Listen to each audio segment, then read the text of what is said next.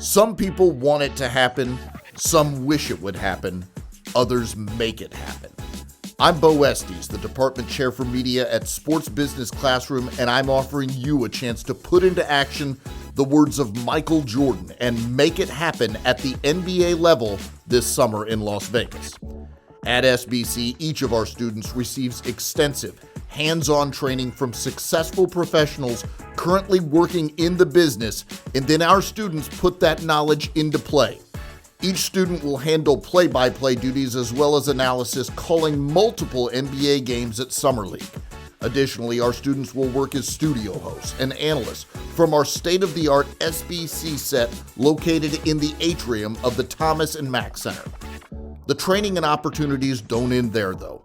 Our professionals will teach you the art of storytelling and the skill required to successfully run your social media accounts. This training culminates in a session designed to teach you how to start and grow your media business.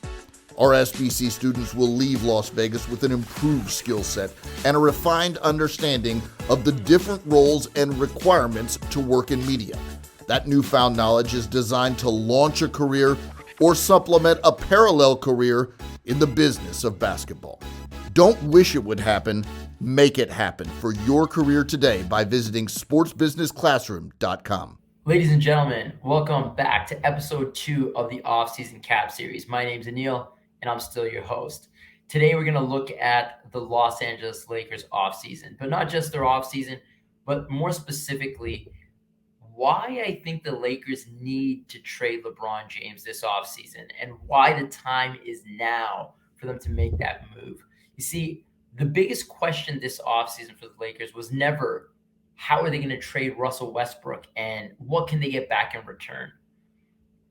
The biggest question of the offseason for the Lakers was always, will LeBron James sign his extension? You see, LeBron James only has 1 season left under contract with the Los Angeles Lakers, and then he can hit unrestricted free agency unless he signs an extension this summer where he can add a max of 2 additional seasons for $97 million. Now, I personally think he will not sign that extension because by doing so, although he guarantees himself $97 million, he'll lose freedom and leverage over the franchise. Now, that doesn't mean I think he'll definitely leave. I wouldn't be surprised if he plays the season out and then next offseason, maybe he signs a 1+1 deal with 1 year guaranteed, and then the next year, maybe a player option. That way, if his son Bronny gets drafted in 2024, he can always opt out of his player option and join the team that drafts Bronny, which is something that he's already talked about.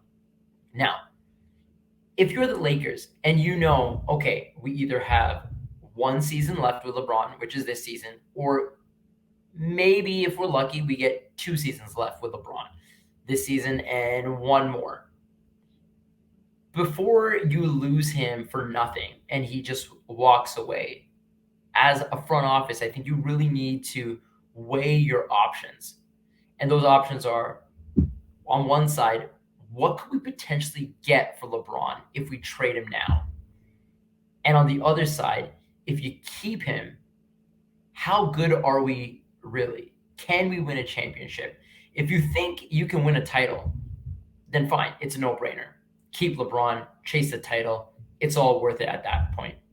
But let's be honest, this is a team that didn't even make the playoffs last year and will have very little flexibility with their roster because with just 5 players alone, Westbrook, Anthony Davis, LeBron, Taylor Horton-Tucker, and Kendrick Nunn, just those 5 players almost put them over the tax.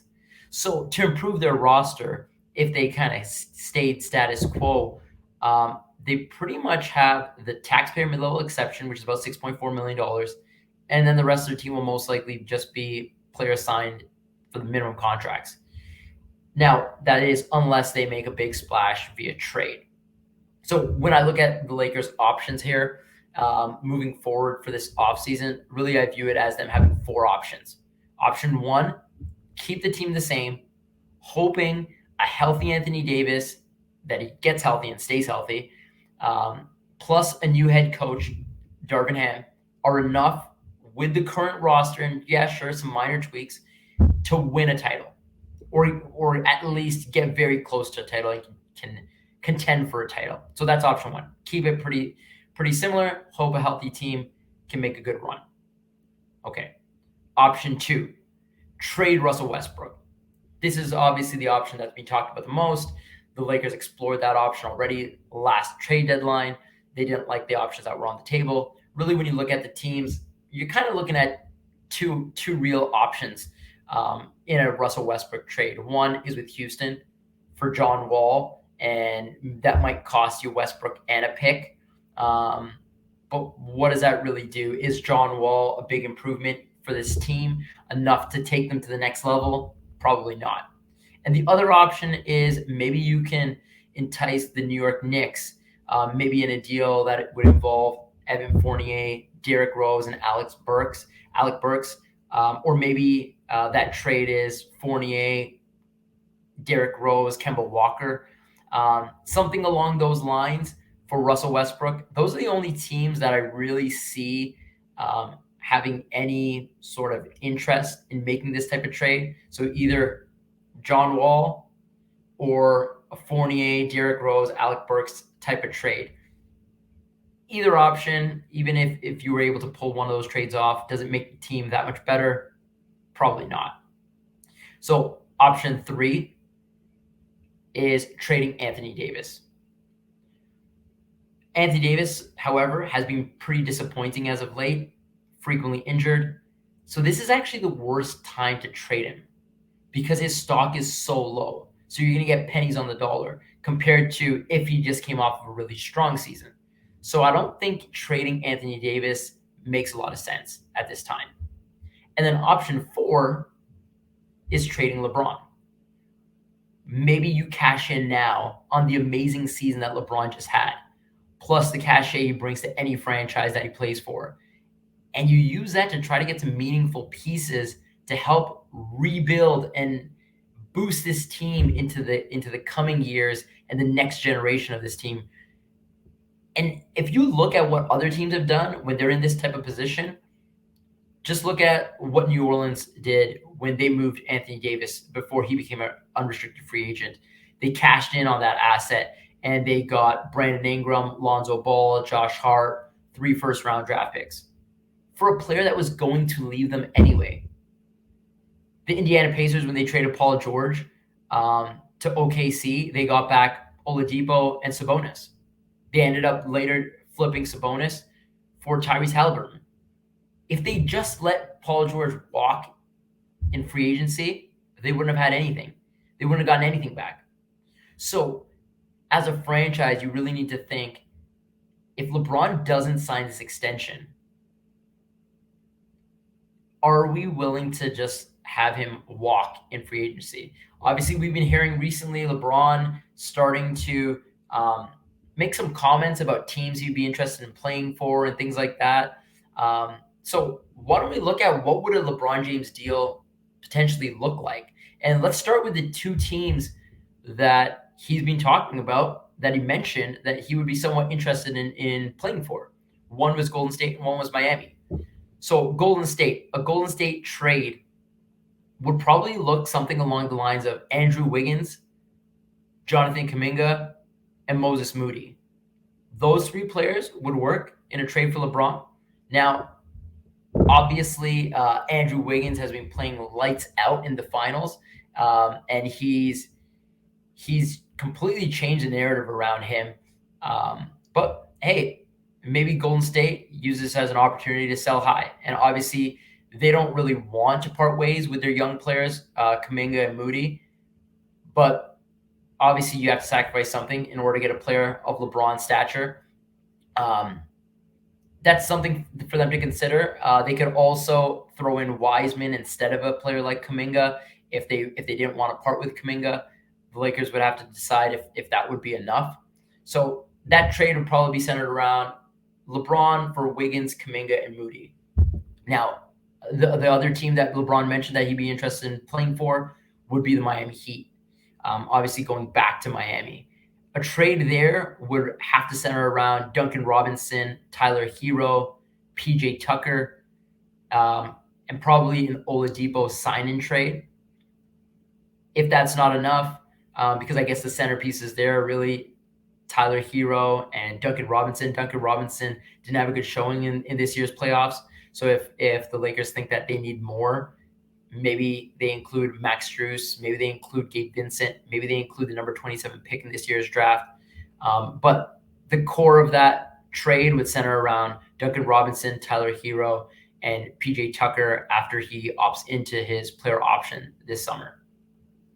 So those two teams, Golden State, Miami, those are two options. Two other options that I think could be somewhat interesting. New York, big market. LeBron has always had a connection to New York. Do I see this as realistic? Probably not, because that team not necessarily contending. But a trade there would probably look like LeBron for RJ Barrett, Derrick Rose, Cam Reddish, maybe the number 11 pick as well. Something along those lines. I don't necessarily see that as super realistic. But another trade that I think is interesting is LeBron pairing up with his great friend Chris Paul in Phoenix. We already know that Phoenix has shown some hesitation in wanting to sign DeAndre Ayton to a max contract. So a trade that would work, it would get a little complicated here, however, because DeAndre Ayton, if he signs that max contract, it's going to trigger base year compensation, which basically changes the value that Phoenix would have in a trade. His outgoing value is basically going to be 50% of the contract. So a trade that would work would have to involve multiple teams. So it would be LeBron James going to Phoenix, the Lakers receiving DeAndre Ayton in a sign-in trade, along with Cam Johnson. And maybe you throw in a pick, maybe the 2025 pick, first-round pick. Phoenix has all their picks after this season. So really you can choose a pick like 2025 because the Lakers would probably assume Chris Paul, LeBron, they may not be as effective or even on the roster at that time. And then you're going to have to involve a third team and a fourth team in this trade. So a third team, for example, that would work would be the Clippers. They could take on a player like Cameron Payne. His $6 million would fit into one of their trade exceptions. And then right now they also don't have a backup point guard behind Reggie Jackson. So they could, in getting him, it would make sense that they would have to send a pick. They could send a pick to the fourth team. That fourth team could be a team like Brooklyn, who could absorb Dario Saric's $9.2 million into their trade exception. So Brooklyn would essentially receive Dario Saric plus a pick from the Clippers. So gets a little bit complicated there, said a lot, but essentially LeBron would go to Phoenix, making that a starting lineup of Chris Paul, Devin Booker, Mikal Bridges, LeBron James, and maybe they can re-sign JaVale McGee. That's a pretty good roster. They probably have a 2-year window, and LeBron may be incentivized to sign for at least one more season, playing alongside his good friend Chris Paul. The Lakers would receive DeAndre Ayton, Cam Johnson, and potentially a first-round pick. Third team, the Clippers would receive Cameron Payne into a trade exception. And then the fourth team, Brooklyn, would receive Dario Saric into their trade exception, and they would receive a pick as well from the Clippers. Now, there's a touch rule, so multiple teams need to touch here. So fine, you throw in a couple of picks, protected picks or cash to make this trade work, but that's basically the crux of the trade there. So all in all, we're looking at potentially a LeBron James trade. Main destinations would be Golden State, Miami, Phoenix, and outside chance, New York. But looking at the Lakers situation this offseason, I really think it makes a lot of sense for them to think proactively. Instead of holding on to LeBron and him potentially leaving in a year, you could end up being left with a team of just Anthony Davis, Talen Horton-Tucker, and that's it. Or you can make your chess move first and trade LeBron James and retool this roster heading into not only this season, but into the future. Some people want it to happen. Some wish it would happen.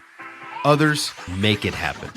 I'm Dave DeFore, the Department Chair for Scouting, Video, and Analytics for Sports Business Classroom. In our scouting program, our students' instruction begins with an inside look at the job of an NBA scout. From there, we jump right into live Summer League game scouting from the stands of the Thomas & Mack Center, led by experienced NBA personnel. The live game scouting is then supported and supplemented by extensive work in the video room to round out the curriculum. In our analytics component, our instructors will lead students through the process of combining analytics with hands-on scouting to filter the signal from the noise. We teach both the art and the science of scouting. In short, our staff uses their combined decades of experience to provide a week-long program that is unmatched in intensity and scope. Before completing our scouting program, students will have learned how to compile a detailed scouting report with the help of longtime NBA scout Dan Purcell. Every scouting student will leave with the skills to show their work and insight into the inner workings of an NBA front office. Do the right thing for your career by visiting sportsbusinessclassroom.com today.